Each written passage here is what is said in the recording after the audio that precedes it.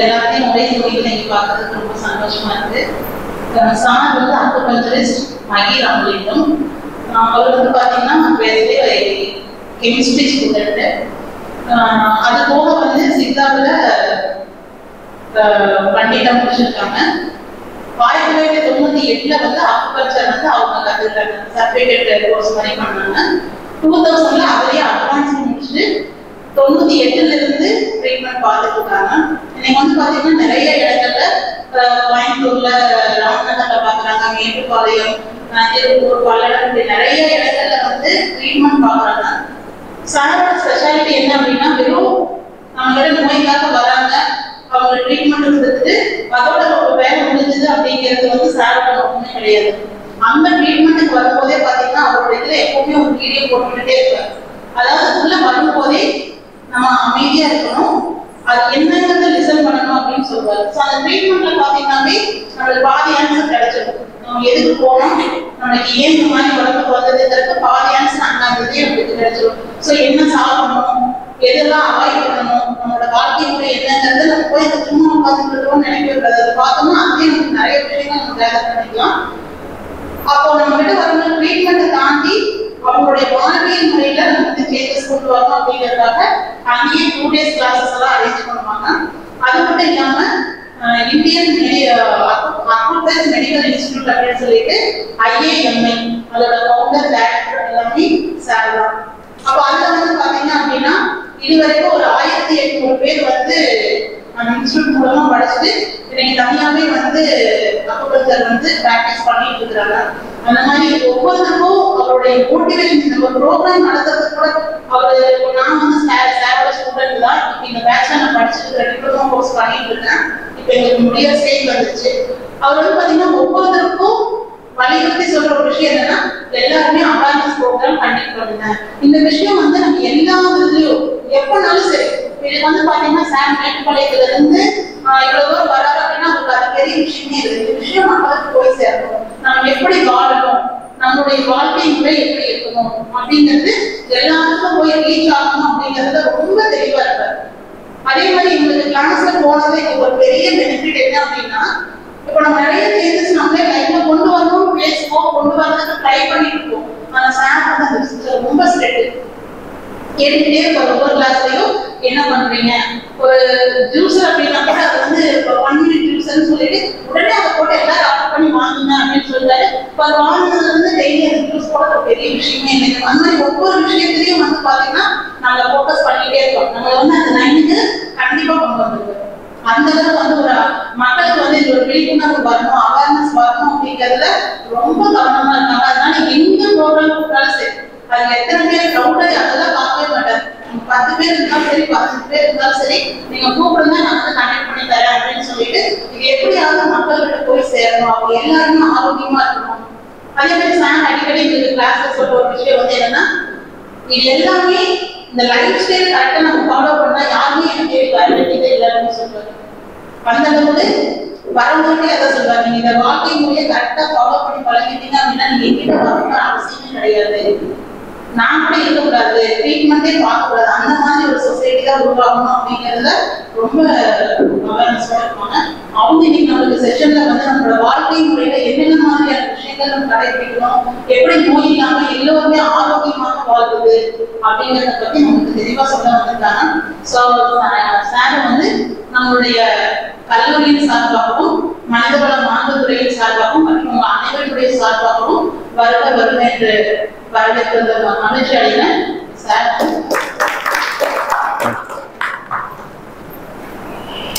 வந்து சின்னதாக ஒரு மரியாதை கொடுக்கலாம்.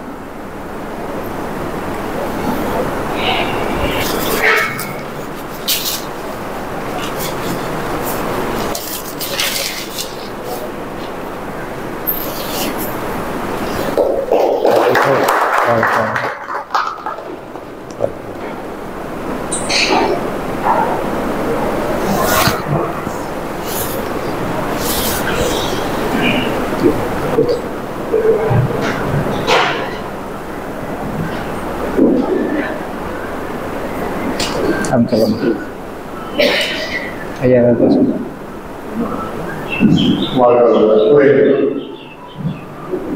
இன்றைக்கு இருக்கக்கூடிய வாழ்வில் முறைக்கு ஏற்ப எது அவசியம் என்பது ஐயா தெரியும். ஏன்னா நம்ம டாக்டர் சொல்றாரு, இன்னைக்கு எங்க பார்த்தாலும் இல்லீகல் இண்டஸ்ட்ரீஸ் அதிகமாகிடும். Illegal scanning, illegal industries அதிகமாகிடும்.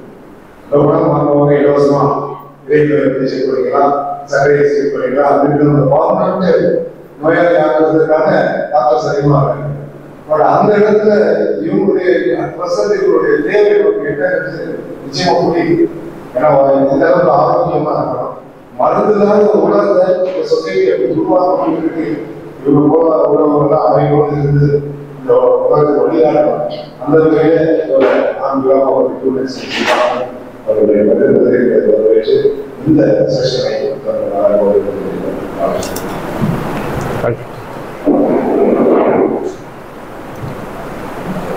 வாழ்வோம் வளத்துடன் எஞ்சியம் வளாகத்தில் இந்த தவ மையத்தில் அமர்ந்திருக்கும் அனைத்து அருட்செல்வர்களுக்கும் என்னுடைய முதற்கண் வாழ்த்துக்கள், வணக்கங்கள். இன்னைக்கு ரெண்டு விழா.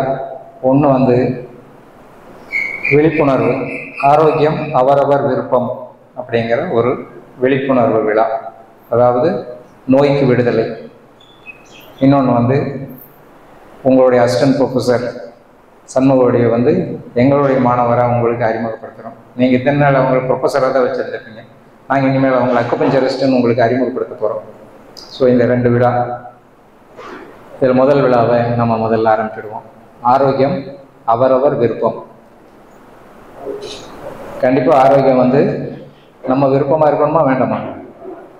ஆமாம், ஹெல்த் ஆன்ஸ் ஓன் விஷ், நம்ம சாய்ஸ் தானே அது. ஆமாம், நம்ம என்ன சாப்பிட்றது, என்ன பண்ணுறது, எப்படி இருக்கிறது, என்ன நினைக்கிறது, இது எல்லாமே ஆரோக்கியத்தினுடைய ஃபஸ்ட்டு ஸ்டெப். ஆனால் அதை நினைக்கிறதுக்கு இப்போ விடுறதில்லை சமுதாயம். அதனால தான் நம்ம மாதிரி கொஞ்சம் பேர் வர வேண்டி இருக்குது இதை ஞாபகப்படுத்துறதுக்காக. உங்களுக்கு ஒன்றும் தெரியாதுன்னெல்லாம் யாரும் சொல்ல முடியாது, எல்லாம் தெரியும் உங்களுக்கு. ஜஸ்ட்டு அவ்வளோதான். அதனால தெரியாத சொல்றதில்ல, ஏற்கனவே எல்லாம் நீங்கள் தெரிஞ்சு வச்சிருந்த விஷயங்கள் தான். அதை ஜஸ்ட் ரீகால். இப்போ ஃபர்ஸ்ட் எடுத்தது நம்ம மருத்துவர்னா யாருன்னு பார்ப்போம். டாக்டர்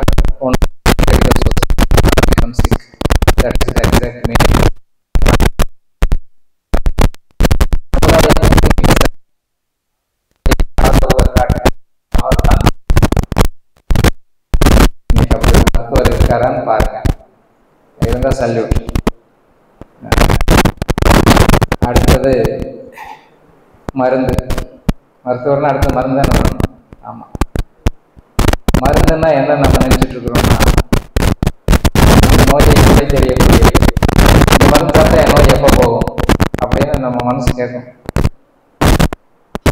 எந்த மருந்தாவது சாப்பிட்டு எந்த நோயாவது போயிருக்கான்னு கேட்டால் இல்லை. இது நம்ம வள்ளுவர் பெருந்தகையாக சொல்லிட்டாரு, மருந்தென வேண்டாவோம் யாக்கைக்கு அருந்தியது அற்றது போற்றியுனேன்.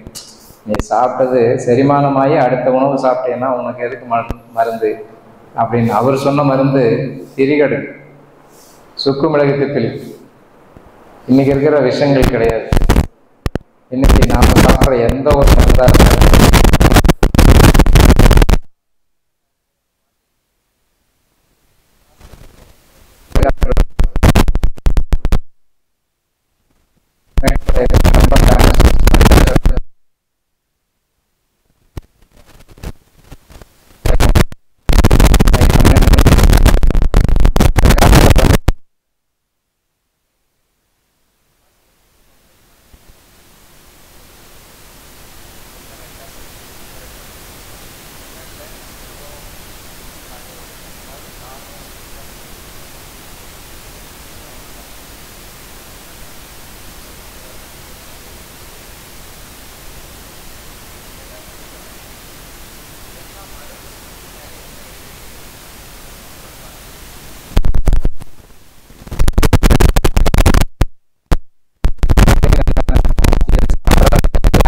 நல்லா இருக்கு.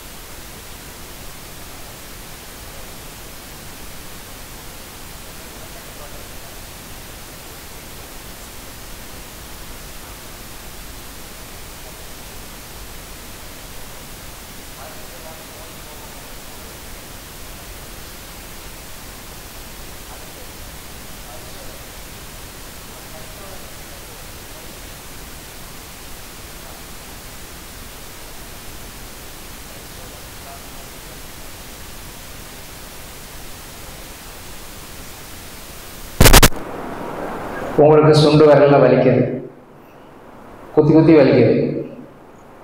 இதை நீங்க சொல்லாம இந்த உலகத்துல எந்த மெஷினாவது சொல்லுமா? உங்களுக்கு பசிக்குது, இதை நீங்க சொல்லாம இந்த உலகத்துல எந்த மெஷினாவது சொல்லுமா? மெஷினே கிடையாது, மனுஷனும் கிடையாது கண்டுபிடிக்கிறது. அப்போ என்னுடைய அடிப்படை தேவையே கண்டுபிடிக்க முடியல, என்னுடைய அடிப்படை சஃபரிங்கையே கண்டுபிடிக்க முடியலன்னா, எனக்கு ஒரு நோய்க்கு பேர் வைக்கிறாங்கன்னா அதுல யாருக்கு லாபம்னு உங்களுக்கு புரிஞ்சிருச்சா? முதல்ல மாத்திரை கொடுத்தா நோய் போகாதுன்னு தெரிஞ்சிருச்சு. இனி அடுத்தது இந்த மாத்திரையை புஷ் பண்றதுக்காக உங்களுக்கு நோய்க்கு ஒரு பேர் வைக்கணும். அதுக்கு ஏதாவது ஒரு டெஸ்ட் வேணும். நீங்க எந்த டெஸ்ட்ல எந்த பேர் வைக்கப்பட்டாலும் அந்த நோய் நாம் இருக்கும் வரைக்கும் மாறுறதில்லை. நம்ம அப்பா அம்மா வச்ச பேரோட அந்த நோயை சர்ஃபிக்ஸ பின்னாடி நம்ம பட்டமா நிற்கும். Diabetic, blood pressure, thyroid, etcetera etcetera. ஏன்னா இந்த மருந்துனால அந்த நோய் நல்லா செட்டில் ஆயிடும், வெளியவே போகாது. அப்போ இதை டயக்னோசிங் பண்ணி கண்டுபிடிச்சிருது அப்படிங்கிறது எதுக்காக அப்படின்னா, அந்த மெஷினுக்கு என்ன சொல்லுதோ அந்த மெஷினை தான் நாம நம்புறோம். நாம என்ன சொல்றதுங்கிறது அங்க இல்லாமே போயிடும். அப்போ இந்த மெஷின்லயே நிறைய பிரச்சனைகள் இருக்கு. நாமெல்லாம் எக்ஸ்ரே கண்டுபிடிச்ச ரேண்டன் சொன்ன வார்த்தைகளை மறந்திருக்க முடியாது. நீங்க எவ்வளவு கஷ்டம் இருந்தாலும் இந்த எக்ஸ்ரேங்கிற அந்த ரேஸை பாஸ் பண்ணாதீங்க. ரொம்ப முடியல, நீங்க லைஃபினுடைய எண்டுக்கு போனால் மட்டும் இதை பயன்படுத்தணும், எதுவும் புரியலன்னா மட்டும் இதை பயன்படுத்தணும் அப்படின்னு அவரே வார்த்தை சொல்லியிருக்காரு. அப்படின்னு என்ன அர்த்தம்? அந்த ரேஸ் அவ்வளவு கொடுமையானது. அப்படின்னு என்ன கொடுமையானது? நம்ம செல்களை அழித்து விடும். நம்ம உடலில் இருக்கக்கூடிய ட்ரில்லியன் கணக்கான செல்கள் இருக்கு இல்லைங்களா, அந்த செல்களை மில்லியன் கணக்காக அழிச்சிடும். ஒரே தடவை எக்ஸ்ரே பாஸ் பண்ணால் போதும். த மேன் ஃபர்ஸ்ட் எக்ஸ்ரே போதும், millions of million cells will get டைன்னு சொல்கிறோம். அப்போது ஒரு தடவை ஒரு எக்ஸ்ரே பாஸ் பண்ணாலே அந்த லட்சக்கணக்கான செல்கள் மீண்டும் உருவாவதற்கு குறைந்தபட்சம் ஒரு வாரம் ஆகும். நம்ம செல்கள் டெய்லியும் லட்சக்கணக்கில் செல்கள் மடிஞ்சு திரும்பி உருவாயிட்டு இருக்கோம். ஆனால் இந்த எக்ஸ்ரே பாஸ் பண்ணும்போது இன்னும் லட்சத்தினுடைய லட்சமா இறந்துடுது. அந்த இறந்த செல்கள் மறு உருவாக்கம் பண்றதுக்கு மினிமம் ஒரு வாரம் டைம் கேட்குதான். சரி, சிடி ஸ்கேனை இன்ட்டு 300ஆல பெருக்கிக்கோங்கிறாங்க. அப்போ 300 வாரம். நீங்கள் திரும்பவும் பழைய நிலைக்கு வரணும்னா 300 வாரம், 6 வருஷம், சுமாரா 5.25 வருஷம் ஆயிடுமா? அப்போது ஒரு டெஸ்ட் பண்ணால் நாம் அப்படியே நம்பி அந்த டெஸ்ட் ரிப்போர்ட்டை தூக்கிட்டு நான் நல்லா சிடி ஸ்கேன் பண்ணிட்டுனாக்கா அப்படி என்ன சொல்கிறது? எவ்வளோ பெரிய சூசைடல் அட்டம்ப்ட்னு புரியுதா இல்லைங்களா? இது மாதிரி ஒவ்வொரு டெஸ்ட்டுக்கு பின்னாடியும் மிகப்பெரிய ஆபத்து இருக்குது அப்படிங்கிறத அவங்க டெஸ்ட் பண்ணுறதுக்கு முன்னாடி சைன் வாங்கிட்டு தான் பண்ணுவாங்க. ஒரு ஆன்ஜியோ பண்ணும்போது ஒவ்வொரு ஸ்கேன் மிஷின்லேயும் ஒவ்வொரு டெஸ்ட்டுக்கும் மிகப்பெரிய ஆபத்து ஃபிசிக்கலாக கெமிக்கலாக இருக்குது ஒரு பக்கம், இன்னொன்று சைக்கலாஜிக்கலாக அஃபெக்ட் ஆகிறது இன்னொரு பக்கம். இப்போ 19ல் இந்த கொரோனா டிசீஸ் அவங்க கண்டுபிடிச்சாங்களா இல்லையா தெரியாது. ஆனால் கொரோனா ட்ரேசஸ் இருக்குதுன்னு சொன்னால பாதி பேர் மரங்கள் என்ன பண்ணுறதுன்னு தெரியாமல் ரொம்ப சிக்கலான நிலைக்கு போனவங்கெல்லாம் இருக்காங்களா இல்லையா? நிறைய பேர் போய் சேர்ந்தவங்களும் இருக்காங்க. அப்போது ஒரு டெஸ்ட்டில் நமக்கு ஒரு பேர் வச்சாங்கன்னா நமக்கு எவ்வளோ பெரிய பயம் வருது. அந்த பயம் நம்மளுடைய கம்ப்ளீட் சிஸ்டத்தையே டிஸ்டர்ப் பண்ணுது அப்படின்னு தெரிஞ்சுக்கிட்டோம்னா இந்த டெஸ்ட்டை வச்சு நம்ம என்ன பண்ண போகிறோம்? அதனால தான் டாக்டர் B.M. ஹெக்டே, த கார்டியாலஜிஸ்ட், அவரை இருதய சிறப்பு மருத்துவர்னு சொல்லுவாங்க. அவர் என்ன சொல்லுவார்னா, நீ ஆரோக்கியமாக இருக்கிற வரைக்கும் எந்த டெஸ்ட் எடுக்க வேண்டாம் பாரு. ஏன்னா எங்கள் மெஷின் என்ன பண்ணோம்னா 250 டெஸ்ட் பண்ணோம்னா நீ ஒரு 50 டெஸ்ட்டில் மாட்டிடுவே ராஜா. அப்புறம் உங்களுக்கு அந்த 50 பேர் வச்சுடுவோம். 50 பேஷண்ட் வந்தால் எங்களுக்கு 250 பேஷண்ட் ஆகிடுவாங்க அப்படிம்பாரு. சொல்றது புரியுதுங்களா? ஒவ்வொரு ஆளுக்கு 50 பேர் வச்சான்னா அப்போ எத்தனை பேருக்கு எத்தனை பேர்சன்ட் ஆச்சுன்னு பாருங்க. அப்போ எல்லாமே அந்த மெஷின் படி கரெக்டாக இருக்காது. இந்த எமோஷனல் லெவலில் நம்ம பயோகெமிக்கல் சேஞ்சஸ் நடந்துக்கிட்டே இருக்கும். பிளட் ப்ரெஷரே பாருங்க, ஒயிட் கோட் பிளட் ப்ரெஷர்னு ஒன்று இருக்கும். டாக்டர் பார்த்தா பிளட் ப்ரெஷர் எகிரும், பயம், எனக்கு பிளட் ப்ரெஷர் இருக்குமோன்மோ அப்படின்னு ஒரு எமோஷனலானால ரத்த அழுத்தம் கூடும். ரத்த அழுத்தங்கிறத அவங்க பேரே வச்சிருக்கிறாங்க, அன்னோன் ஹைப்பர் டென்ஷன். பேர் அழகாக வச்சிருக்காங்க, நமக்கு புரிஞ்சிருந்துன்னா ஓகே. அன்னோன் ஹைப்பர் டென்ஷன் அப்போ தெரியாது, அது தானா இறங்கும். அப்போ இந்த மாதிரி ஒரு டெஸ்டால நம்ம நோயை கண்டுபிடிக்க முடியாத டெஸ்ட்டை வச்சுக்கிட்டு நமக்கு எல்லா பேரும் வைக்கிறாங்க. இப்போ 19ல் வந்த அந்த இது கூட மிகப்பெரிய சர்ச்சையை உண்டாக்கி இருக்குது உலகம் முழுக்கங்கிறது எத்தனை பேர்த்துக்கு தெரியுமான்னு தெரியல. இன்னும் வைரஸை தனியாக பிரிக்க முடியல அப்படிங்கிறது நிறைய பேர் தெரிஞ்சு வச்சிருப்பீங்க. அப்போ ஒரு வைரஸை தனியாகவே பிரிக்க முடியல, அப்போ எப்படி அந்த வைரஸை நீங்கள் பேர் வச்சீங்க? அப்போ எப்படி அந்த வைரஸ் தான் இதுக்கு காசுன்னு சொல்லி கண்டுபிடிச்சிங்க? ஸோ இதுக்கு பின்னாடி மிகப்பெரிய கேம்பிளிங் இருக்குது. அது ட்ரக் கம்பெனிக்காரனை பார்த்துக்குவான், நாம் நம்மளை பார்த்துக்குவோம். அதனால அதில் நம்ம தலையை போட வேண்டாம். நம்மளை நம்ம பார்த்துக்கணுன்னா இது அந்த பேஸ் தெரியணுங்கிறதுக்காக நான் உங்களுக்கு சுட்டி காட்டுறேன், அவ்வளோதான் விஷயம். அப்போது டெஸ்ட்டை வச்சு நம்ம ஒன்றும் செய்ய போகிறதில்ல அப்படின்னு முதல்ல புரிஞ்சுக்கிட்டோம்னா இந்த டெஸ்ட்லேருந்து நம்மளை நம்ம காப்பாற்றிக்கலாம். அடுத்தது அப்புறம் டிசீஸ் வந்து என்ன பண்ணுறது, டிசீஸுங்கிறது என்ன அப்படின்னு நம்ம தெரிஞ்சுக்கிட்டோம்னா டிசீஸ் வந்து என்ன பண்ணுறதுங்கிறது ரொம்ப ஈஸியாக தெரிஞ்சுக்கும். ஏன்னா எல்லாத்துக்குமே காசு ரூட்டு தான் முக்கியம். நோய்ங்கிறது நம்மை அச்சமூட்டி எச்சரிக்கை செய்யக்கூடிய ஒரு விஷயம்தான் நோய். எப்படி நீங்கள் ஏதாவது தவறு செய்தால் அந்த தவறை சரி பண்ணுறதுக்காக செய்யக்கூடிய ஒரு ஒழுங்கு நடவடிக்கை நோய். இப்போ நம்ம அவசரமாக கிண்டின உப்புமா வேகலை, வாய்க்கு தெரியல, வயிற்றுக்கு தெரிஞ்சிருச்சு, அதனால வலிக்குது. வாயில் சாப்பிடும்போது நல்லா வக்கனையாக தான் இருந்தது, நல்லா தான் சாப்பிட்டியா, ஆனால் வயிற்றுக்குள்ளே போய் ஒரு அரை மணி நேரத்தில் பயங்கரமாக வலிக்குது, வாந்தி ஆகுது, பேதி ஆகுது. என்னன்னு பார்த்தா உப்புமா சரியாக வேகலை. இப்போ இந்த மாதிரி இப்போ வேகாத உப்புமா உடம்புக்கு ஒத்துக்காதுன்னு சொல்லி நம்ம உடல்ல இருக்கக்கூடிய உள்ளுறுப்புகளுக்கு அறிவு இருக்கா இல்லைங்களா? நம்ம உடம்புல இருக்கிற ஒவ்வொரு செல்லுக்கும் பேராற்றலும் பேரறிவும் இருக்குது. மகரிஷி சொன்ன மாதிரி பேரறிவு இருக்கு, ஒவ்வொரு செல்லுக்கும் ரொம்ப கூர்மையான அறிவு இருக்கு. அது பேட்டர்ன் ப்ரெசிஷன் ரெகுலாரிட்டின்னு சொல்லுவார் அவர். அது மாதிரி ரொம்ப நுண்ணியமா அது வேலை செஞ்சுட்டு இருக்குது, அதனுடைய வேலையை மிக சிறப்பாக செஞ்சுட்டு இருக்குது. நாம் என்ன பண்ணுறோம், அந்த பழக்கத்தை மாற்றிடுறோம். ரொம்ப சூடாக சாப்பிட்றோம், ரொம்ப எதை வேணா சாப்பிட்றோம். இப்படி சாப்பிட்டு நம்மளுடைய அந்த பர்செப்ஷன், அந்த கூருணர்வை கெடுத்துடுறோம். அதனால வாயிலேயே கண்டுபிடிக்க முடிய வேண்டிய அந்த விஷயத்தை வயிற்று வரைக்கும் விட்டுட்டோம். இல்லைன்னா வாயிலே கண்டுபிடிச்சிருக்கோம், கெட்டு போச்சு, இதை நான் சாப்பிட மாட்டேன், வேகலை, இது சாப்பிட மாட்டேன், இது ஒத்துக்காது, இது சாப்பிட மாட்டேன் அப்படின்னு சொல்லி நீங்கள் தொட்டதுன்னு சொல்கிற அளவுக்கு கூட உங்களுக்கு கூருணர்வு அதிகமாக தான் இருந்தது முதல்ல. இதை தவறாக நம்ம பயன்படுத்தி அந்த கூருணர்வை இழந்துட்டதுனால நமக்கு இப்போ வலி வந்தது வயிற்று வலி தான் வந்துருச்சுன்னு நினச்சி ஒரு மாத்திரை போட்டால் என்ன ஆகும்? வாந்தி ஆகாது, பேதி ஆகாது. இப்போ வலிக்கு நம்ம வைத்தியம் பண்ணால் கெட்டு போன உப்புமா உள்ளதான் நிற்கும். அது முதல்ல வயிறு மட்டும் கஷ்டப்பட்டது, இப்போ உடல்ல இருக்கக்கூடிய எல்லா உறுப்புகளும் கஷ்டப்படும். அப்போ எல்லா உறுப்புகளும் கஷ்டப்பட்டுச்சுன்னா அப்புறம் பின்னாடி வைக்கிற நோய்க்கு என்ன வேணா பேர் இருக்கும், எந்த உறுப்பு வேணா கெட்டு போகலாம். இப்படித்தான் நமக்கு எல்லா நோயும் வருது. எல்லா வலிக்கு பின்னாடியும் ஒரு காரணம் இருக்கு. அப்போ காரணம் இருக்குது, ரைட்டு, வலி எப்படி தாங்கிக்கிறது அப்படின்னு உங்களுக்கு ஒரு அச்சம் வரும். வலியை புரிஞ்சுக்கிட்டோம்னா தாங்கிக்கிறதா வேண்டாமான்னு நமக்கே தெரிஞ்சிடும். இதுக்கு நான் ஒரு சிம்பிளா உங்களுக்கு ஒரு உதாரணம் சொல்றேன்.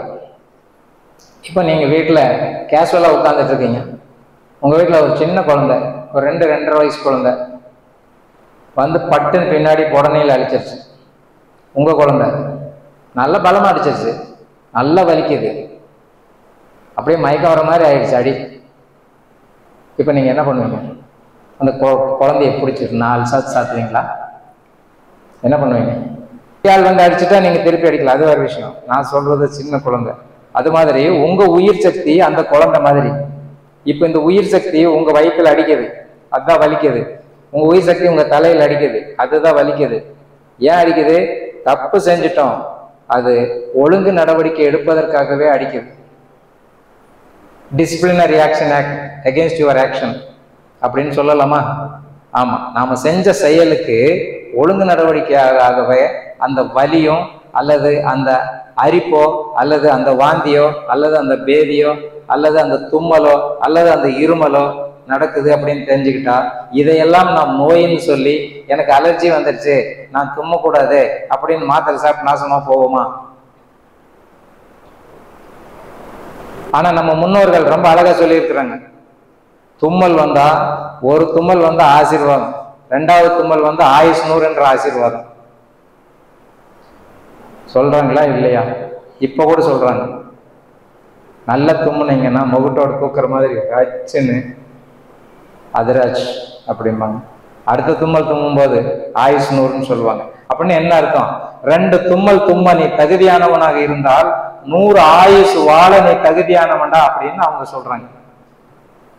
ஏன்னா தும்மல்ங்கிறது நோய் இல்லை, தும்மல்ங்கிறது நோய் இல்லை. இப்படி நாம் எல்லாத்தையும் நோய் நோய் நோயின்னு சொல்லிதான் நமக்கு நல்லது கெட்டதே தெரியாம போச்சு. இதே ஒரு மிகப்பெரிய மேதையா இருக்கிறவர், இன்னைக்கு வெளிநாட்டில் இருக்கிறவர் ரொம்ப அழகா சொல்றார் ஒரு வார்த்தை. அவர் பேர் சிவா ஐயாதுரை. எத்தனை பேருக்கு அவரை தெரியும்? சிவா ஐயாதுரை அவர் தான் நம்ம ஜிமெயில் கண்டுபிடிச்சவர். 8 வயசுல அவர் இன்னைக்கு அமெரிக்காவில் கேபினட் அந்தஸ்தில் இருக்காரு, மெடிக்கல் டிகிரி எல்லாம் படிச்சிருக்காரு. அவர் நாம கத்துக்கிட்ட ஒரு கதையை அவர் சொல்றார். எப்படின்னு சொல்றாருன்னா, இந்த மருத்துவம் செய்கிற பரிசோதனைகள் எல்லாம் எப்படி இருக்கிறது என்றால், நம்ம பாட்டி ஒரு கதை சொல்லுவாங்க. ஒரு 7-8 குருடங்கிட்ட யானையை கொண்டு போய் நிறுத்தி இது என்னன்னு பாடுறா அப்படின்னு சொன்னா அவன் எப்படி சொல்லுவானோ அது மாதிரி இருக்கிறது அப்படின்னு சொன்னார். நினைச்சு பாருங்க. அப்ப நம்மளை கண்டுபிடிச்சு டயக்னோஸ் பண்ணி வைக்கிற பேரெல்லாம் எப்படி இருக்குது? அதனாலதான் எதுவுமே அழிய மாட்டேங்குது. அப்போ நம்ம பிரச்சனைகள் எங்க ஆரம்பிச்சதுன்னு தெரியாம அந்த பிரச்சனையை ஒரு நாள் சால்வ் பண்ண முடியாது. அப்ப இந்த பிரச்சனைகள் எல்லாம் நமக்கு தெரிஞ்ச அளவுக்கு எந்த மெஷினுக்கும் தெரியாதுன்னு தெரிஞ்சுக்கிட்டோம்னா இதுக்கு எளிய தீர்வு நமக்குள்ளே இருக்குது அப்படின்னு புரிஞ்சுக்கிட்டீங்களா இல்லையா? நமக்குள்ள எந்த ஒரு தவறும் நடக்கிறது இல்லை அப்படிங்கிறதுக்கு ஒரு சில உதாரணங்கள் சொல்றேன். இப்போ உங்களுக்கு ஒரு கையில ஒரு காயம் ஆயிடுச்சு. இந்த காயம் நீங்க எந்த கெமிக்கலும் போடாம இருந்தீங்கன்னா தழும்பு இல்லாம ஆறுறத நீங்க பார்த்துருக்கிறீங்களா இல்லையா? எங்க விட்ட தானே எதையாவது ஒரு கெமிக்கலை போட்டுறோம். இனிமேல் விட்டு பாருங்க.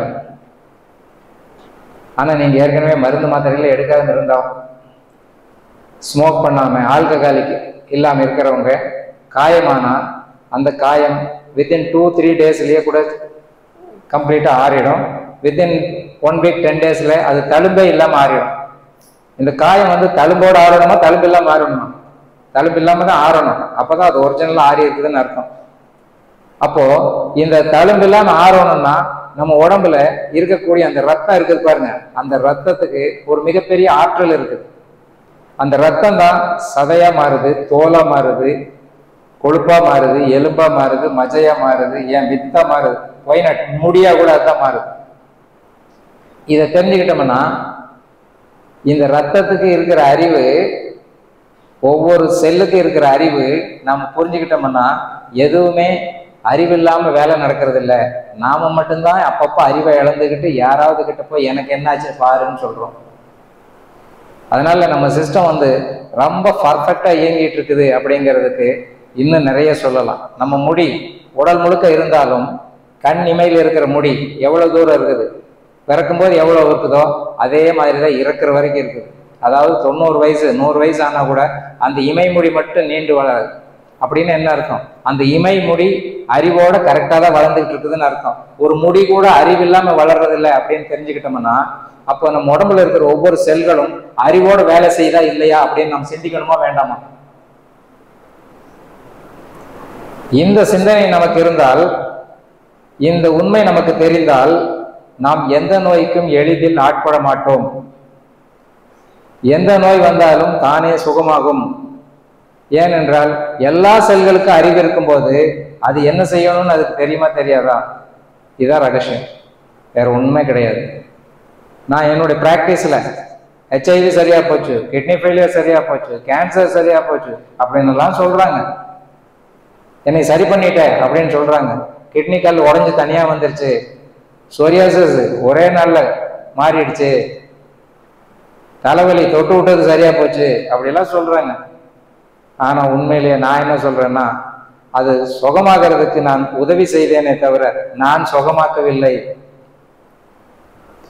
உள்ளே இருக்கக்கூடிய அந்த உயிர் சக்திக்கு அறிவு கெட்டு போயிருந்தது, கூறு கெட்டு போச்சு. அந்த கூரை மிகவும் திரும்பவும் கொண்டு வர்றதுக்கான முயற்சியை மட்டும் நான் செய்தேன். அப்போ அந்த உயிர் என்ன செஞ்சது? திரும்பவும் மிக சிறப்பான அறிவோட அதுக்கு என்ன செய்யணுமோ அது தானே செஞ்சிருச்சு. இதுதான் இன்னைக்கு எல்லா மருத்துவத்திலையும் நடக்கும். இதை நம்ம சைக்கலாஜிக்கல் எஃபெக்ட்னு சொல்றோம், பிளாசிபோ எஃபெக்ட்னு சொல்றோம். ஆனா உண்மையிலேயே ஏன் சைக்கலாஜிக்கல் எஃபெக்ட்ல வேலை செய்யுதுன்னா, அது ஏற்கனவே அறிவோடு இருக்கு. அந்த அறிவு கெடாம இருந்தா போதும். எப்போ நாம போதைகள், மருந்து என்ற போதைகளுக்கு அடிமையாகிறோமோ அப்போ அந்த அறிவு கெட்டு போயிடும். அப்போ நோய்கள் கூட கூட அதிகமாக தான் இருக்குமே தவிர குறையாது. அப்போ மருந்துகள்ல இருந்து நம்ம விடுதலை அடையணும், இந்த தெளிவிலிருந்து நாம் உணரணும். அப்படின்னு உணர்ந்துட்டோம்னா போதும், எந்த நோயா இருந்தாலும் தானே சுகமாகும் அப்படிங்கிற அந்த ஒரு புரிதல் நமக்கு வந்துருச்சுன்னா போதும், எத்தகைய பிரச்சனையா இருந்தாலும் சரியாகும். இதுக்கு இன்னொரு நல்ல உதாரணம் சொல்றேன் நான். ஒரு பெரிய டாக்டர், அவர் பேரு மேத்யூ சில்வர்ஸ்டோன். படிச்சிருக்கீங்களா அந்த புக்கை? Blinded by science. புக்கு பேரு பிளைண்டட் பை சயின்ஸ். அவர் பெரிய டாக்டர், ரொம்ப ஃபெமிலியர் டாக்டரு, பிஸியான டாக்டரு, ஓய்வே கிடையாது, ஆப்ரேஷன் மேல் ஆப்ரேஷன் பண்ணிட்டு இருக்காரு. அவரோட பையனுக்கு 18 வயசு பையனுக்கு சொல்ல முடியாத ஒரு துயரம், பெட்டை விட்டு கூட எந்திரிக்க முடியாது, எந்த வேலையும் செய்ய முடியாது, படுத்த படுக்கை ஆயிட்டாரு. இந்த சதையில சக்தி இல்லாம போயிடுச்சு. ஹைட்ரோபியா கிளராஷஸ் அந்த மாதிரி ஒரு பேர் இருக்கு. அவருக்கு தெரியும் இதுக்கு எந்த மருந்து இல்லைன்னு சொல்லி, உங்களுக்கு தெரியும் எதுக்குமே எந்த மருந்து இல்லைன்னு சொல்லி. இப்ப யார் அதிகமா படிச்சவங்க? புரியுதா நான் சொல்றது? அவர் இதுக்கு எந்த மருந்து இல்லை, அதனால வேற வழியே கிடையாது, அவன் இறக்க வேண்டியதுதான் அப்படிங்கிற மாதிரி சோகமா இருக்காரு. அவருடைய நண்பன், பாலிய நண்பன் இப்படி கேள்விப்பட்டு ஏதாவது ஆறுதல் சொல்லிட்டு அவருக்கு ஏதாவது ஒரு வழிமுறை சொல்லணும் அப்படின்னு வந்து அக்கறையா வந்து, நான் படிக்காதவன் தான், நான் விவசாயி தான், அதுக்காக நான் சொல்றதை தட்டி கழிச்சிடாத, உன் பையன் ரொம்ப முடியாம இருக்கான்னு எனக்கு தெரியும். இவங்க பேசும்போது அந்த கதவு திறந்திருக்கு. ஏன்னா அந்த பையன் வந்து கதவை மூடிட்டா அந்த பையன் கூப்பிடுறது இங்க எழுந்திரிச்சு யாருமே ஹெல்ப் பண்ண மாட்டாங்க. அதனால ஆல்வேஸ் கெப்ட் ஓப்பன் அந்த டோர். அவன் கவனிச்சுக்கிட்டு இருக்கிறான் இவங்க பேசுறத, இந்த சம்பாஷணைய. அப்போ அவன் சொல்றான், இவர் அந்த நண்பர் சொல்றாரு, நான் சொல்ற மாதிரி செஞ்சா உன் பையன் நல்லாயிடுவாப்பா அப்படின்னு. ஏய் நான் யார் தெரியுமா அப்படின்னு இவர் ஆரம்பிப்பார்ல, எல்லாம் பண்றாரு. மருத்துவ உலகத்திலேயே மருந்து கிடையாது அப்படிங்கிற நோய், நீ என்னமோ சொல்ற அதை செஞ்சா சரியாயிடுமா அப்படின்னு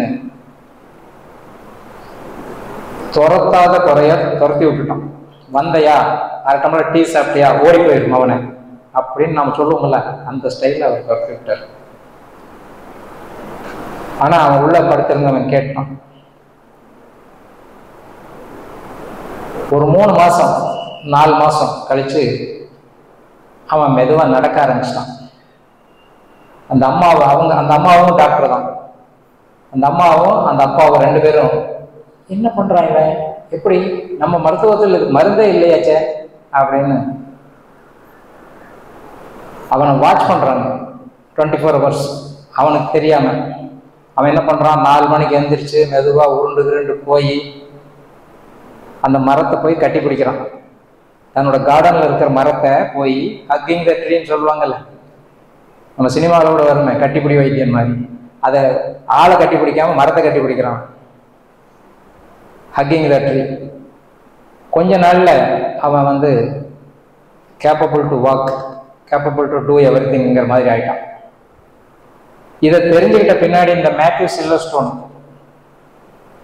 வெளிநாட்டுக்காரனுக்கெல்லாம் இந்த கல் மண்ணுன்னு தான் பேர் வச்சுக்குவானுங்க, அதனால நல்லா ஞாபகத்தில் வச்சிருக்கீங்க. சில்வர்ஸ்டோன் அவன் என்ன பண்ணான், நான் இத்தனை நாள் மிக கொடுமையான ஒரு வைத்தியத்தை பண்ணிட்டு இருந்திருக்கிறேன், முட்டாள் வைத்தியத்தை பண்ணிட்டு இருந்திருக்கிறேன், இனிமேல் நான் இதை தொட மாட்டேன் அப்படின்னு தூக்கி போட்டுட்டு அவன் எழுதின புக்கு தான் பிளைண்டட் பை சயின்ஸ். படிக்கணும் வாய்ப்பு கிடைக்கும் போது. இது அவனுடைய உண்மை ஸ்டோரி.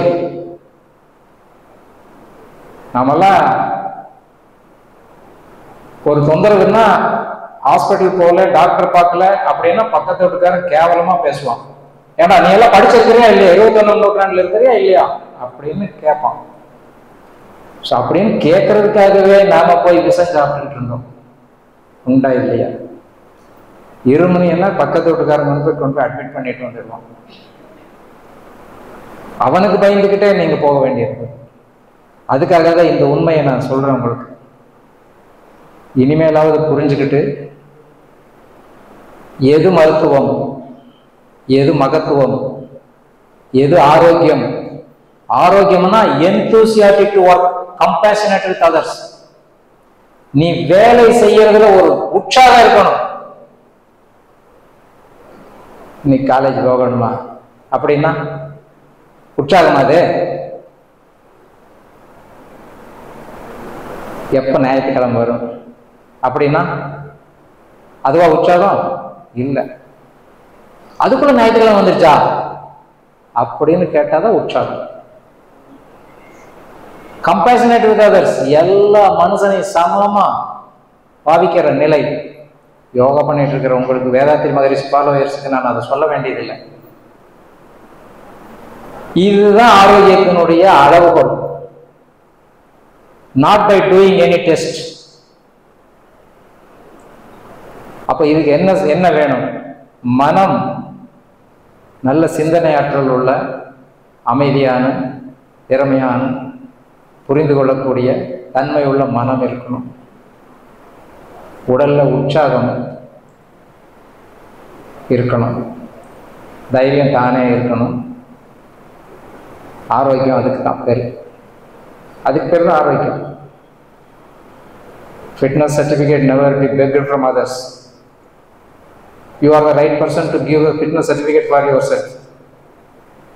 அப்படிங்கிற இந்த அறிவை நாம என்னைக்கு ஈட்டி பார்க்கிறோமோ அன்னைக்கு நாம ஆரோக்கியமா தான் இருப்போம். நீங்க எப்ப ஆரோக்கியமா பிறந்தீங்களோ நிச்சயமா நீங்க வாழ்நாள் முழுக்க ஆரோக்கியமா இருக்கிறதுக்கு எல்லா வாய்ப்பு இருக்கு. ஆரோக்கியமா பிறந்திருந்தா கட்டாயமா நம்ம ஆரோக்கியமா இருக்கிறதுக்கான 100% சந்தர்ப்பம் இருக்கு. அப்ப அதுக்கு நாம என்ன செய்யணும்? ஒண்ணும் இல்லை, நம்ம உள்ள இருக்கக்கூடிய அந்த இயற்கையான இன்ட்யூஷன்ஸை மட்டும் புரிஞ்சுக்கிட்டு அதுபடி நடந்தா போதும். பசிச்சு சாப்பிடணும்னு சொல்லி உங்களுக்கு எத்தனை பேருக்கு தெரியாதா என்ன? எல்லாருக்கும் தெரியும். ஆனா எத்தனை பேர் பசிச்சு சாப்பிட்றீங்கன்னு மனசாட்சியா நீங்க கேட்டா அதுக்கெல்லாம் எங்க சார் நேரம் அப்படின்னு ஒரு assault. You compromise your self. அப்ப நீங்க ஹெல்த்துக்கு அவ்வளவுதான் மரியாதை கொடுக்குறீங்க. பசிச்சு சாப்பிடணும்னு எல்லாத்துக்கும் தெரியும். இது ஒன்றும் உலகமாக ரகசியமெல்லாம் இல்லை. ஆனா நாம் என்ன பண்றோம்? சாப்பிட்டாகணும், நான் காலேஜ் போய் ஆகணும், அதனால உடனே இந்த சந்தர்ப்பத்தை விட்டா சாப்பிட்றதுக்கு நேரம் கிடைக்காது, அதனால உடனே சாப்பிடும். காலையில 8 மணிக்கு பஸ் வந்துடும், 7 மணிக்கு எந்திரிச்சிருப்பீங்க, அதுக்குள்ளே சாப்பிடும். பசிக்காத உணவு விஷம் தெரியும். ஆனாலும் நம்ம ஒரு சோம்பேறித்தனம், 8 மணிக்கு நாம் போகணும் வண்டியில் அப்படின்னா நாம் அட்லீஸ்ட் ஒரு 5:30 மணிக்காவது எந்திரிச்சிக்க வேண்டாமா? விழிப்பாக இருக்க வேண்டாமா? காலைக்கடன் முடிச்சு யோகா தவம் எல்லாம் முடிச்சு வீட்டு வேலையெல்லாம் முடிச்சுட்டு ஒரு 7:45 7:30 மணிக்கு சாப்பிட உட்காந்துருந்தோம்னா 2 மணி நேரத்தில் பசிக்கும். எந்திரிச்சா தூங்கி எந்திரிச்சா 2 மணி நேரத்தில் பசிக்கலாம். அதுக்கு முன்னாடி சாப்பிட்டீங்கன்னா பசி கிடையாது, அது பலவந்தமாக தள்ளுறோம். பலவந்தமாக உள்ளே போச்சுன்னா அது ரொம்ப பலவந்தமாக வெளியே வர வேண்டியிருக்கும், அது நம்மளை பாடாப்படுத்திடும். அப்போ எப்போ பசி வருதுன்னு சொல்லி நம்மளுடைய கூருணர்வை நாம் அறிய தவறக்கூடாது. 2வது, நாம் சாப்பிட்ற உணவை ருசிச்சு சாப்பிடணும். எப்படி சாப்பிட்றோம்? நம்ம எல்லார் வீட்டில் டிவி இருக்கு சார், அந்த பொட்டியில் சொல்கிற அத்தனை பொய்யையும் வாங்கிட்டு அல்லது அந்த அசிங்கத்தையும் சங்கடத்தையும் எல்லாம் பார்த்துட்டு இளவு வீடு மாதிரி உட்காந்து அவன் அழுதுகிட்டு இருப்பான்.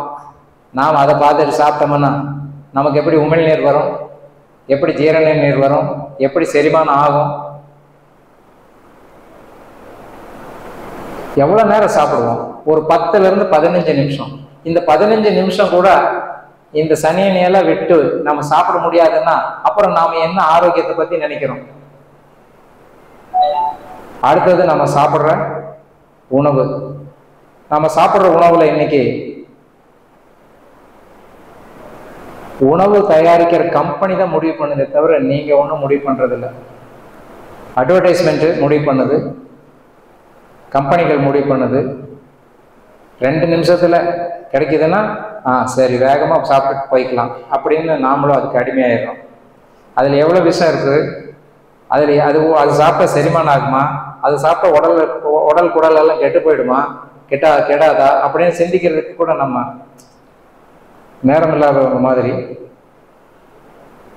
அத்தகைய பேக்கட் ஃபுட் தான் இன்னைக்கு அதிகமாக இன்னைக்கு சேல்ஸ் ஆகுதுன்னா அப்போ அதுதான் கன்சியூம் ஆகுது. எப்போ ஒரு ஃபுட்டை பேக் பண்ணிட்டோமோ அப்போ அதுல ப்ரிசர்வேட்டிவ் இல்லாம பேக் பண்ண முடியாதுன்னு சொல்லி நமக்கு படிச்சவங்க தான் தெரியாதா என்ன? ப்ரிசர்வேட்டிவ்னா ஒன்றும் அமுதம் கிடையாது. பூச்சி வரக்கூடாதுன்னா என்ன போடணும்னு உங்களுக்கு தெரியாதா என்ன? அப்ப விஷம் தான் போடணும். அப்போ உணவுல விஷமுள்ள உணவை சாப்பிட்டுட்டு எனக்கு நோய் வந்துருச்சுன்னா வராம என்ன பண்ணும்? முதல்ல எல்லாம் கேன்சர்னா ஏதாவது சினிமாவில் தான் கேட்போம். இன்னைக்கெல்லாம் வீதிக்கு வீதி வந்துருச்சா இல்லையா? காரணம் நம்ம சாப்பாட்டில் இருக்கக்கூடிய விஷம். ஒரு 4 நாளைக்கு முன்னாடி பேப்பர்ல வந்தது, எத்தனை பேர் படிச்சீங்கன்னு தெரியல. இந்த ரவை இருக்குல்ல, ரவையில 6 மடங்கு ப்ரிசர்வேட்டிவ் அதிகமாக உள்ளது. சம்பா ரவையில் 6 மடங்கு ப்ரிசர்வேட்டிவ், அதாவது விஷம் 6 மடங்கு இருக்குது அப்படின்னு சொல்றோம். 1 மடங்கு இருக்க வேண்டிய விஷம் 6 மடங்கு இருக்குது. எத்தனை தடவை எடுத்து செக் பண்ணியிருப்பாங்க.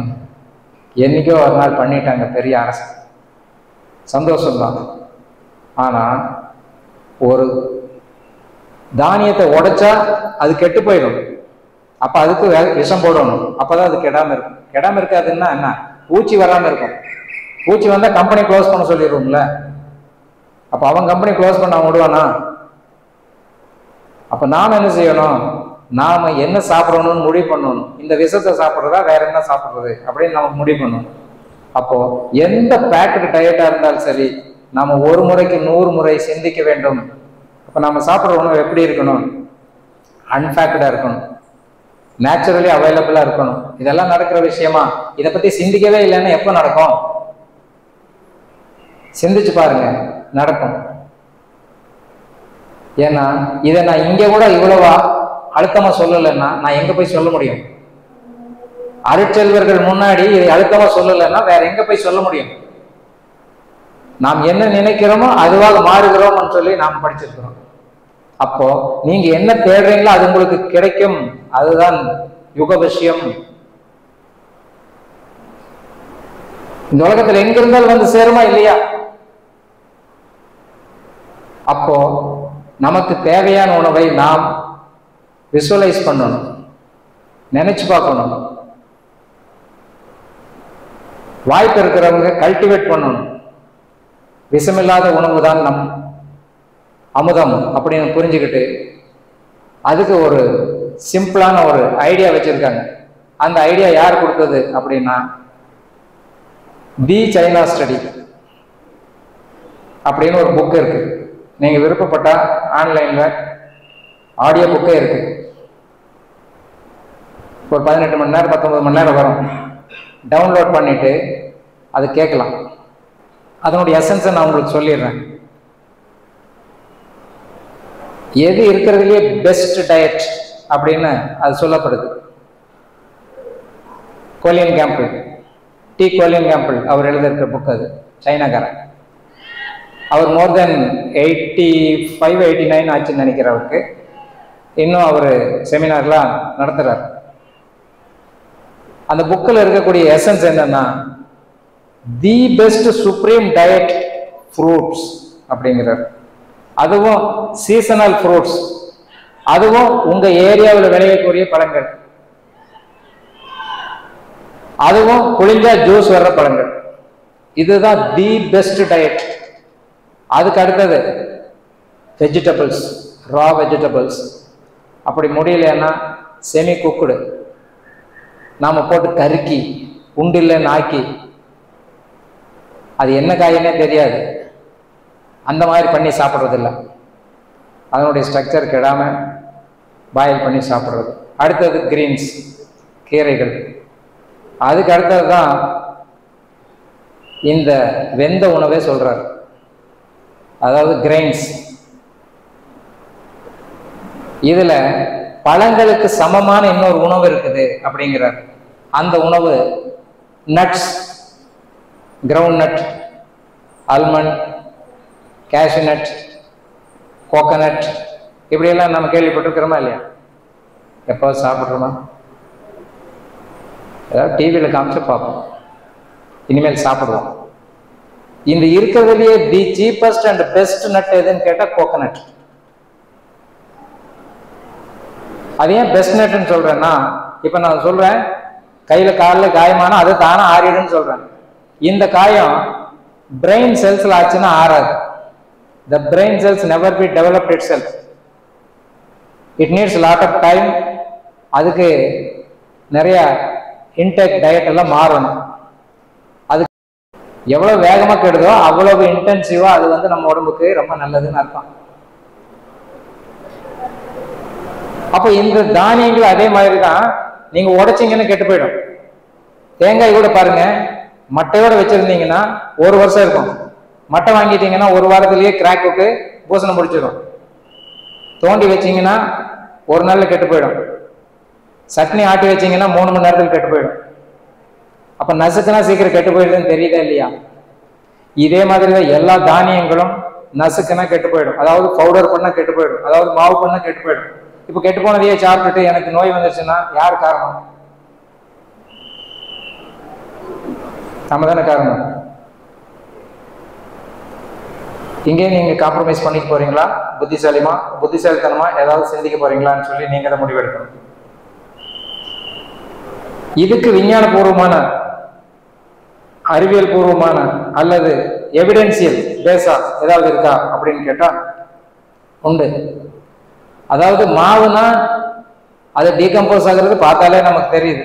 அறிவியல் ஆராய்ச்சி பண்ணாலும் தெரிஞ்சு போச்சு, அது பிராக்டிக்கலா தெரிஞ்சு போச்சு.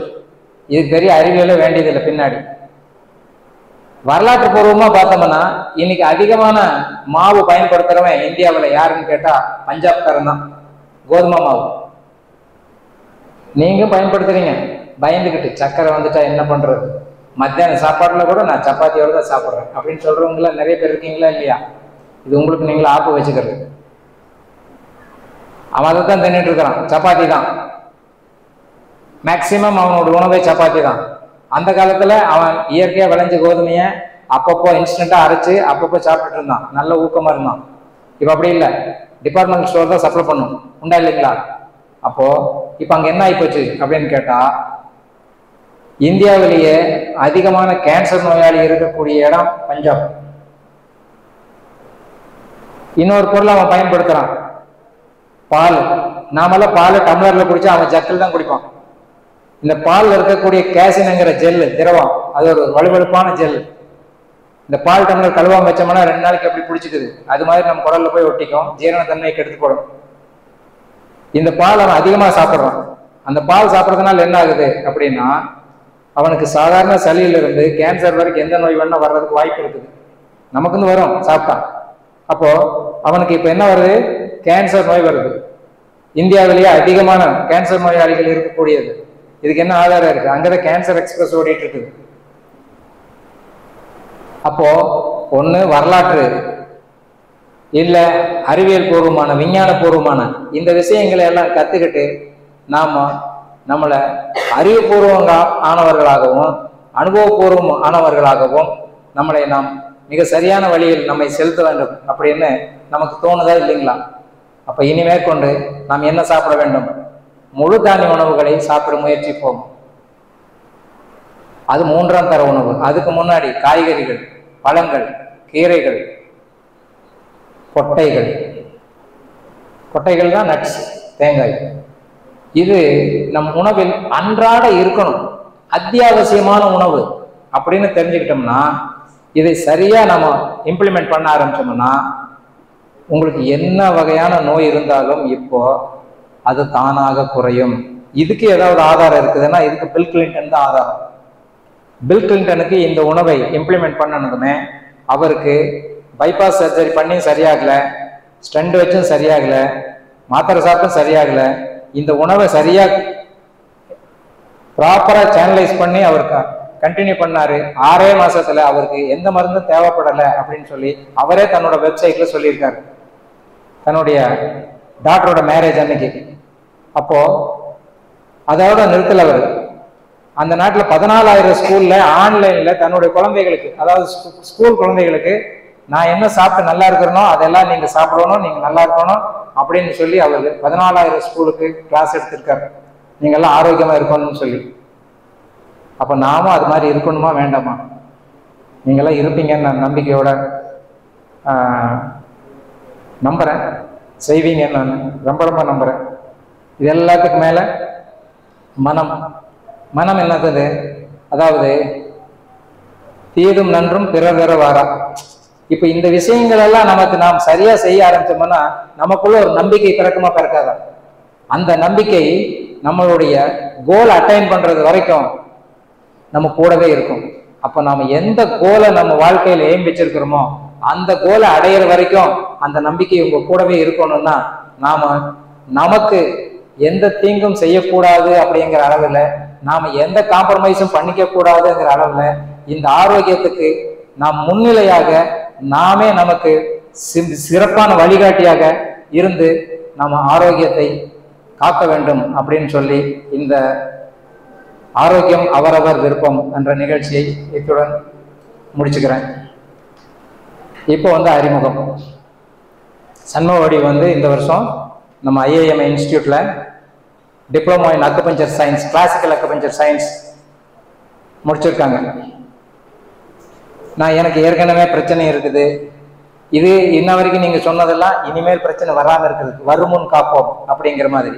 வந்த பின்னாடி என்னையா பண்றது அப்படின்னா, வந்த பின்னாடி காக்கிறதுக்கும் இந்த மாதிரி ஒரு வாய்ப்பு இருக்கு, உங்க கூடவே இருக்காங்க. அந்த மேடத்தை நீங்க, அந்த ப்ரொஃபஸரை நீங்க நல்லா பயன்படுத்திக்கணும்.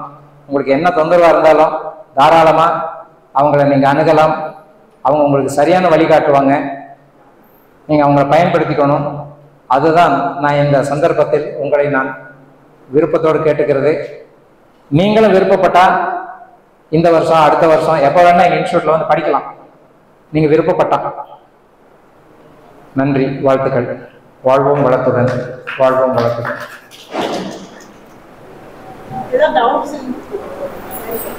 ஐயப்பாடு டவுட்ஸு ஏதாவது இருந்துச்சுன்னா இண்டிவிஜுவலா கைவலி கால்வலின்னு போகாம ஒரு பொதுப்படையான கேள்வியா இருக்கட்டு, அப்ப நல்லா இருக்கும், மற்றவங்களுக்கு பயனுள்ளதா இருக்குன்னு நம்புறேன்.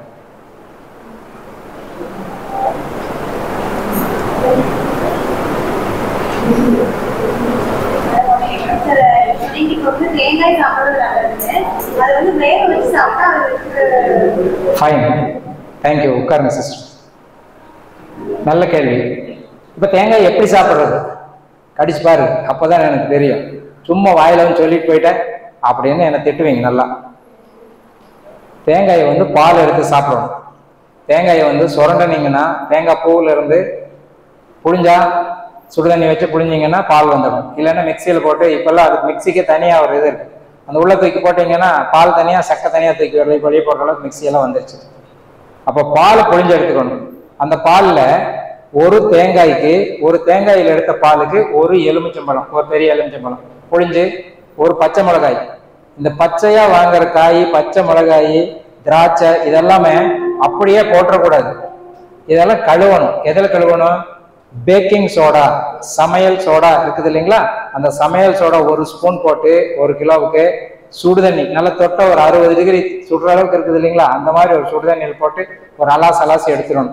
ஏன் அப்படின்னு கேட்டிங்கன்னா, எல்லா வெஜிடபிள்ஸும் ஃப்ரூட்ஸும் நிறைய கெமிக்கல் போடுறாங்கன்னு உங்களுக்கு தெரியும். அப்போ அந்த கெமிக்கல் நமக்குள்ளே போயிடக்கூடாதுல்ல. வெந்துச்சுன்னா வெளியே போயிடும் ஒரு சமயம்.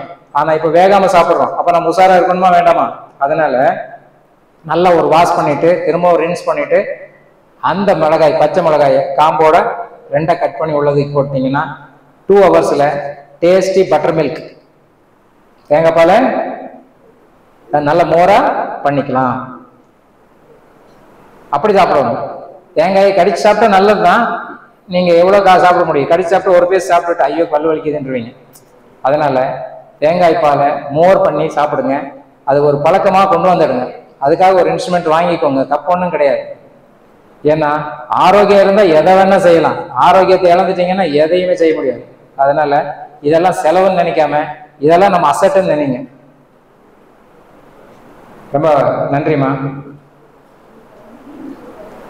கேள்வி கேட்டால் விட்டு போனது இது மாதிரி வரும், அதுக்காக தான் கேள்வி கேட்க சொல்றது.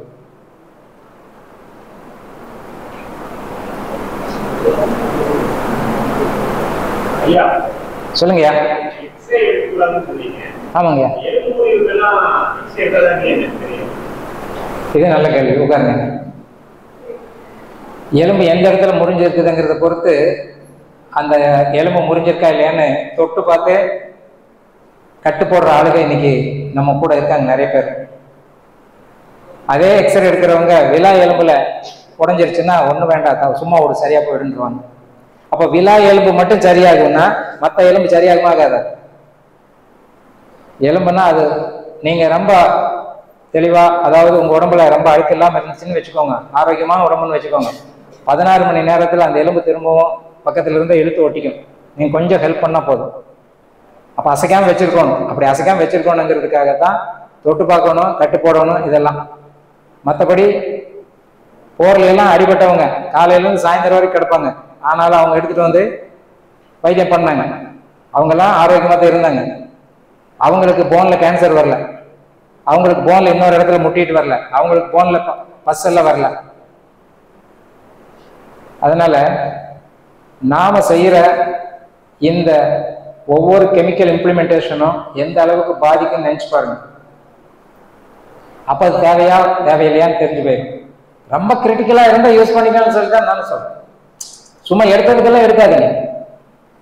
ரொம்ப கிரிட்டிக்கலா இருக்குது, அப்ப என்ன பண்றதுன்னு தெரியல, அப்பதான் நம்ம போகணும். நம்ம சும்மா நினைச்சதுக்கெல்லாம் போய் எடுக்காதீங்கிறது.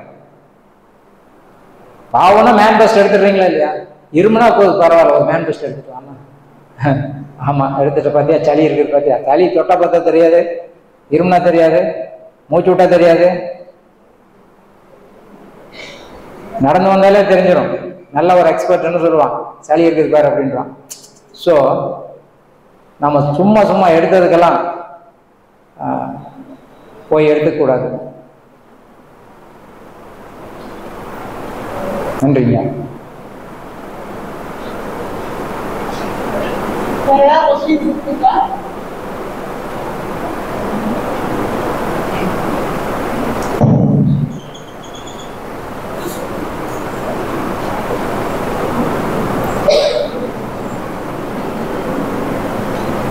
ஒரு 5 நிமிஷம் அக்குபஞ்சரை பற்றி பேசிட்டுமா? ஏன்னா நிறைய பேருக்கு தெரிஞ்சிருக்கும், தெரியாம 1-2 பேர் இருப்பாங்க. அக்குபஞ்சருங்கிறது ஏ மோட் ஆஃப் ட்ரீட்மெண்ட். இது எவ்வளோ நேரம் பண்ணுவாங்க, எதை வச்சு பண்ணுவாங்க, ஊசி வச்சு குத்துவாங்களா, மண்டையில ஆணி வச்சு அடிச்சிருவாங்களா, அதனால பயப்படாதீங்க. ஒரு 30 செகண்ட்ல ட்ரீட்மெண்ட்டே முடிஞ்சிடும். உங்க கையை வலது கையை கொடுத்தா அல்லது 2 கையை கொடுத்தா நாடி பார்த்துட்டு முழங்காலுக்கு கீழேயோ முழங்கைக்கு கீழேயோ, அதாவது முழங்கைக்கு இந்த பக்கம் முழங்காலுக்கு கீழே ஒரு இடத்துல தொட்டு ஒரு அரை நிமிஷத்துல ட்ரீட்மெண்ட் முடிஞ்சிடும். தொட்டு தான், ஊசி வேற மருந்து அதெல்லாம் ஒன்றும் இருக்காது. சரி, இதுல என்னையா நடக்கும் அப்படின்னு நீங்க கேள்வி கேட்கலாம்.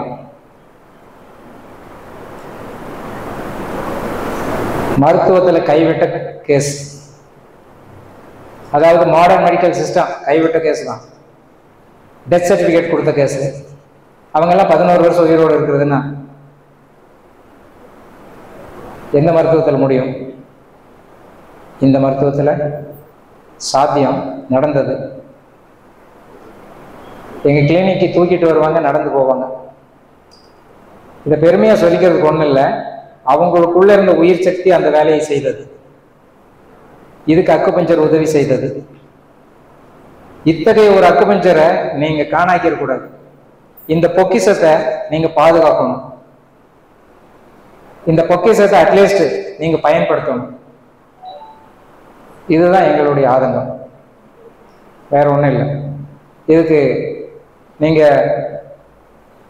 நிறைய வீடியோஸ் டெஸ்டிமோனியல்ஸ் பார்க்கணும்னா உங்க கையில இருக்கிற அந்த புஸ்தகத்துல iami.co.in ஒரு வலைதளம் இருக்கும் பாருங்க, இன்டர்நெட்ல iami.co.in அதுக்குள்ள போனீங்கன்னா நீங்க தேடுற எல்லா நோய்க்கும் எவிடன்ஸ் இருக்கு, டெஸ்டிமோனியல்ஸ் இருக்கு. காமன் கோல்டுல இருந்து கேன்சர் வரைக்கும், எய்ட்ஸ்ல இருந்து கிட்னி ஃபெயிலியர் வரைக்கும், டயபெட்டிக்ல இருந்து ஹார்ட் அட்டாக் வரைக்கும்,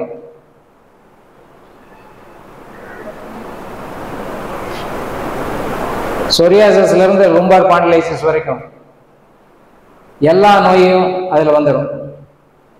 எஸ்எல்இல இருந்து தைராய்டு வரைக்கும்.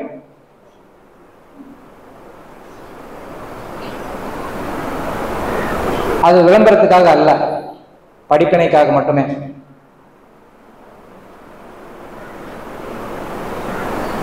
இது சாத்தியமா அப்படின்னு நம்ம மனசு கேட்கும்ல, அதுக்காக தான் அதையெல்லாம் நம்ம எவிடன்ஸ் எல்லாம் வச்சிருக்கிறோம். அதனால இப்படி தொட்டா எப்படி நல்லாகும் அப்படின்னு, தொட்டா மட்டும்தான் நல்லாகும்னு எக்ஸ்பீரியன்ஸ் பண்ணா தெரியும். அதனால தேவைப்படும் போது பயன்படுத்திக்கோங்க. நன்றி, வணக்கம், வாழ்த்துக்கள்.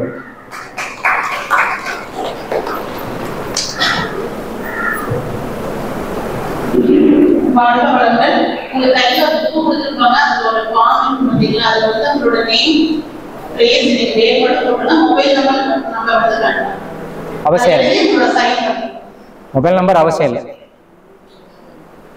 நேம், டேட், பிளேஸ் மட்டும் எழுதிட்டு சைன் பண்ணி ஃபார்ம் கொடுத்துருப்பீங்க. நீங்க ஏதாவது பர்சனலா எழுதணும்னாலும் எழுத சொல்லுங்க. அது வந்து ஜஸ்ட் ஒரு பேட்டர்ன். அது எழுத தெரியாதவங்களுக்கு, ப்ரொஃபஸர்களுக்கு, லெக்சரர்களுக்கு, அருட்செல்வர்களுக்கு இடம் இருக்கு பின்னாடி, கீழே எழுதுங்க. ஏதாவது எழுதணும்னு விருப்பப்பட்டா எழுதி கொடுங்க.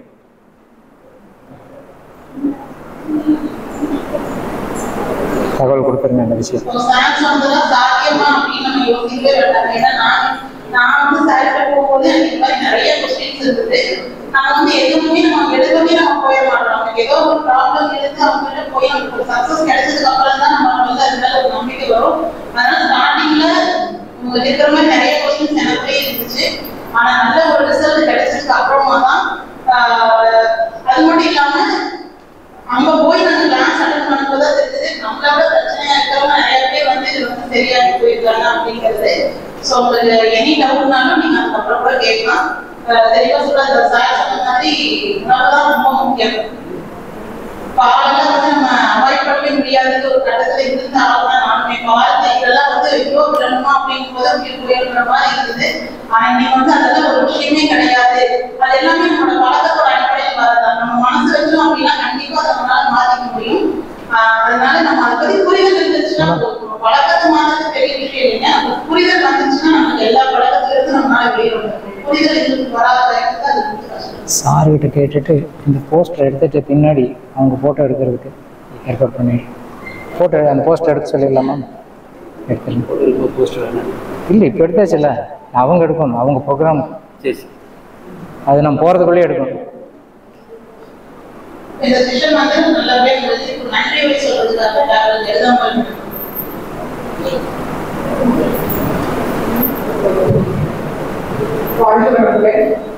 நிறைய கொஸ்டின்ஸ் வந்து பார்த்தோம்னா இன்னைக்கு நமக்கு ஆன்சர் கிடைச்சிருக்கோம். நிறைய பேருக்கு வந்து வாழ்க்கையில் மாற்றம் லைஃப் ஸ்டைல் மாடிஃபிகேஷன் தான் பெரிய ப்ராப்ளமா இருக்கு. ஆனா அந்த லைஃப் ஸ்டைல் மாடிஃபிகேஷன் பண்ணிட்டு நிறைய விஷயத்துல இருந்து நமக்கு டிராபேக்கா இருக்கக்கூடிய நிறைய விஷயங்கள் இருந்து வெளியே வந்துடலாம். சில டவுட்ஸ் தான் நம்ம மனசுல இருந்தாலும் டாக்டர் சொல்றப்போ நமக்கு வந்து அது கரெக்டா தெளிவா இருக்கு.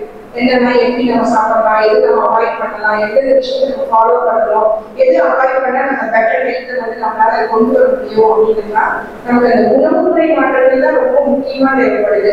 அந்த உணவுமுறை மாற்றங்கள் எல்லாருக்குமே வந்து ஆல்ரெடி நோன் ஃபேக்ட் தான். உணவுமுறை நம்ம மாற்றினாங்க நினைப்போம், அது மாற்ற முடியாத போயிட்டு இருக்கு. இந்த மாதிரி ஒரு லட்சம் நம்ம கேட்கிறப்ப நமக்கு திருப்பி ஒரு ஓரியன்டேஷன் கிடைக்கும். கண்டிப்பா மாத்திக்கலாம், வெளியே வந்துடலாம், இதெல்லாம் தான் நமக்கு ப்ராப்ளம் வருது அப்படிங்கிற மாதிரி எல்லாம் கிடைக்கும். நம்ம வந்து சார் வந்து இவ்வளோ பிஸி ஷெட்யூல் வரல, நம்ம கோர்ஸ் வந்து இந்த செஷன் வந்து கொடுத்துருக்காங்க. So we thank you sir, we thank you very much for the department and Asian College and we talk about all the faculty. We thank you sir. Thank you very much. So இன்னைக்கு நமக்கு வேற ஏதாவது உங்களுக்கு கொலிஸ்லாம் சாப்பிட்டு கேட்கலாம். நிறைய கேட்குறீங்க நாங்கள் எதிர்பார்ப்போம். ரொம்ப கம்மியாக தான் கேட்டு வந்திருக்கு. நிறைய பேருக்கு நிறைய டவுட் எல்லாம் இருக்கு. கண்டிப்பாக கேட்குறீங்கன்னு எதிர்பார்ப்போம். கூட எல்லாரும் கேட்கலாம் எந்த மாதிரி டிசீஸ்லாம் இது சரி பண்ணி சாப்பிட்ற மாதிரி நீங்கள் அதை பார்த்தாலே எல்லா எனி கைண்ட் ஆஃப் டிசீஸ் நம்ம ரெடி பண்ணிக்கலாம். வித்தவுட் மெடிசன் வந்து ரொம்ப சைட் எஃபெக்ட் நமக்கு எல்லாருக்குமே தெரியும். இல்லை நம்ம கால்வாய் எடுத்தாலும் டோலோசிஸ் இதெல்லாம் காமனாக நம்ம எடுக்கிற விஷயம். ஸோ அது எடுக்கிறதுனால எவ்வளோ சைட் எஃபெக்ட் ஆகுதுன்னு நம்ம வித்தவுட் மெடிக்கல் அதை டெய்லியும் நம்ம வந்து வீக்லி ஒன்ஸோ 10 நாளைக்கு ஒரு தடவை சாப்பிட்டே இருக்கோம். நமக்கு ஸ்பீட் ரெக்கவரி வேணுங்கிறதுனால நம்ம சாப்பிட்டே இருக்கோம். ஸோ இந்த மாதிரி நம்ம மாடிஃபிகேஷன் வரப்ப நம்ம வந்து நல்லா இன்னும் கொஞ்சம் பெஸ்ட்டாக நம்ம ஹெல்த்தை வந்து நம்ம பாதுகாத்துக்கலாம். ஸோ அதெல்லாம் நீங்கள் கேட்கலாம். சார் நீங்கள் பர்சனலாக கேட்கணும்னாலும் வந்து கேட்கலாம். ஏதாவது ப்ரூவ் பண்ண முடியாத ஏதாவது இருக்கு, இல்லை நெய்பர்ஸ் இல்லை வீட்டில் இருக்கிறவங்களுக்கு ஏதாவது இருந்தாங்கன்னா நீங்கள் சாரை பர்சனலாக கேட்கலாம். Thank you for kind cooperation. இவ்வளோ நேரம் இவ்வளோ பேர் வந்து மீடியா உட்காந்து இதை நல்லா கவனிச்சுட்டு ரொம்ப தேங்க்ஸ். டிபார்ட்மெண்ட் சார்பாக ஐ தேங்க் ஒன்னிலா for being very patient always time. Thank you ma'am, thank you sir, thank you. Tea arrange பண்ணிருக்கோம். நீங்க எல்லாமே டீ சாப்பிட்டு சுக்கு டீ அரேஞ்ச் பண்ணிருக்கோம். சுக்கு காஃபி அரேஞ்ச் பண்ணிருக்கேன். எல்லாமே சாப்பிட்டு போயிடலாம். Thank you.